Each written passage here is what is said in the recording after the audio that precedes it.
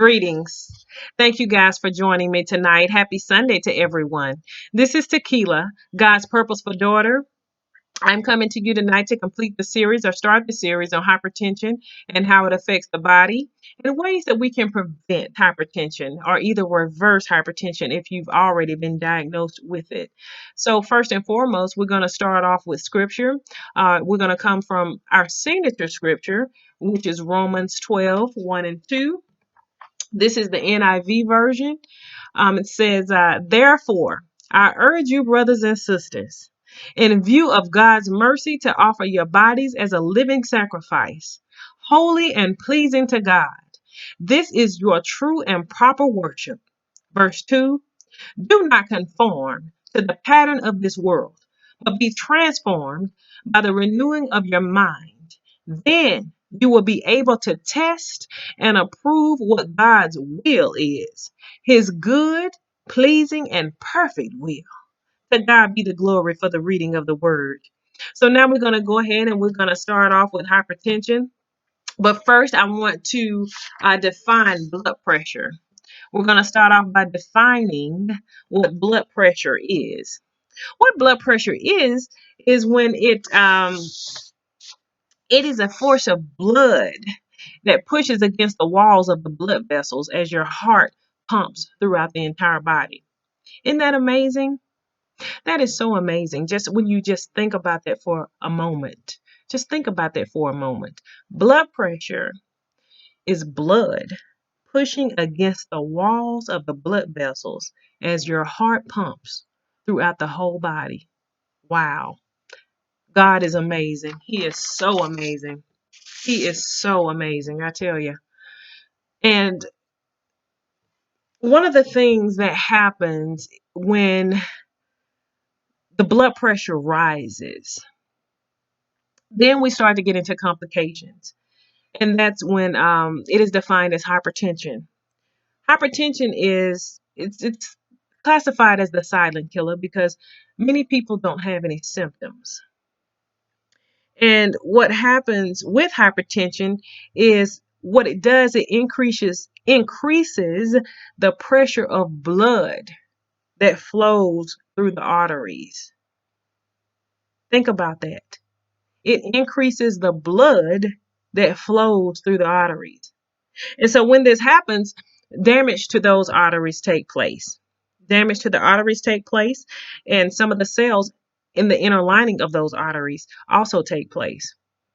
This, my friend, can lead to various problems, including many TIAs, which is many strokes, major strokes, which can be debilitating to the body, cardiovascular disease or fatal heart attacks, aneurysms, coronary artery disease, and the list goes on and on.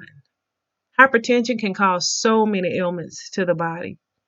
And my friend, that's why I'm here today, to help you reverse the cycle of the silent killer known as hypertension. And we can do that together by slight changes to our daily meal planning and our daily routine. Come take this journey with me. First and foremost, I want to introduce to you the DASH diet. The DASH diet is a diet that you can find online, and it is the dietary approaches to stop hypertension. This diet can be found online. Please, guys, look it up. There is another optional diet that you can try, and it's called the Mediterranean diet. It is mostly plant-based. So with that diet, you'll get a lot of your green leafy vegetables incorporated into that diet. So you have two diets. Well, there's so many others, but those are the two that's recommended to actually, they've been proven to prevent hypertension and reverse the effects of hypertension on the body. So I want you to look those diets up because we're going to take this journey. We're going to do it successfully by the grace of God. My friends, there are some other ways that you can help with your diet changes or your meal planning, and that is to make sure that you read the food labels and try to stick within the serving sizes of whatever foods that you choose to eat. Make sure that you're incorporating a variety of foods so that you get a balanced nutritional diet or nutritional meal. Don't overindulge in the amount of foods that you eat. Listen to your body. And it only takes a small amount of food to reach that satiety feeling. Just kind of be mindful of how much you're eating and listen to your body. When you're full, you're full. Don't eat if you're not hungry. Okay. Some other foods that you can incorporate are drinks rather. Well, one of them is a drink and it's called pomegranate juice. Pomegranate juice has been discovered to provide a numerous amount of antioxidants, which include ascorbic acid and polyphenolic flavonoids, which can be also heart healthy. So these are some other good choices that you can also incorporate into your healthy eating plan. Um, Blueberries are another good source of antioxidants.